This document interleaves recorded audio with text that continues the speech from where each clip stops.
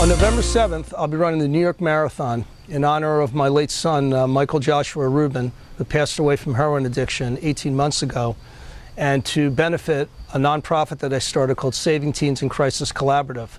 I hope that you'll join in the effort. You'll come to our website at www.savingteens.org. Take a look at what I'm doing relative to my training. Take a look at what Saving Teens is doing and contribute either individually or by going to your employer and asking them to participate in one of our low-cost corporate sponsorships. So why did I start Saving Teens in Crisis Collaborative? Well, I was at a program meeting with a bunch of families. All of our kids were there because they had this problem, this substance abuse problem.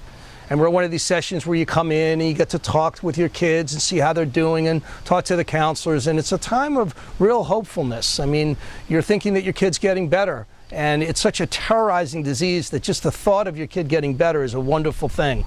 And, you know, surprisingly enough to me, I looked around the room and there was a family in the corner and the parents were crying.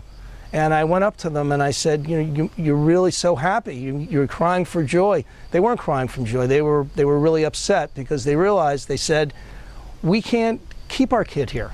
We don't have enough money to do it. We've already mortgaged our house to have our kid here as long as he's been here.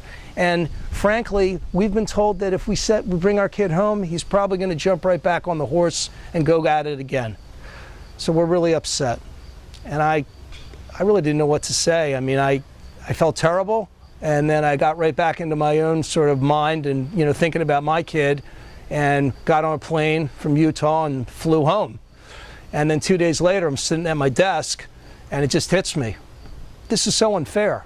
Why is it that every family can't have the same benefits that I was able to give my kid?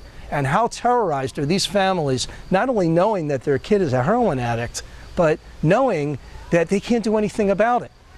It's such a, I can't even imagine how hopeless that can feel. And that was the moment I decided I was going to start Saving Teens in Crisis Collaborative. The fact that I started running at the same time that I started this nonprofit, it sort of makes sense, because what we're trying to do with these families in providing them long-term care that lasts 18 months is sort of a holistic thing. And it takes a long time, and you've got to do the right thing all the way along. Well, it's the same thing with training for a marathon. I'm just starting my training. I'm probably 3 weeks into it. I've got 16 weeks to go. I'm going to run 6 days a week, every morning, up early. Some days I'm going to feel terrible, and some days I'm just going to be tired, and some days I'm just not going to feel like doing it. And I've never been a drug addict. I've never, I can't imagine completely what it would be like, but I can imagine that if you're used to doing something all the time and all of a sudden you can't do it anymore, and your body wants you to do it, and your psyche wants you to do it, and every morning you got to get up and not do it.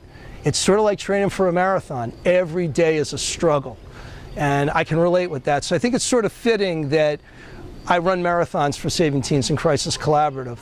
And hopefully you'll join in that spirit of commitment and of consistency to helping these families. So pay it forward, pass it on. Go to savingteens.org, participate in the process, and we'll see you there.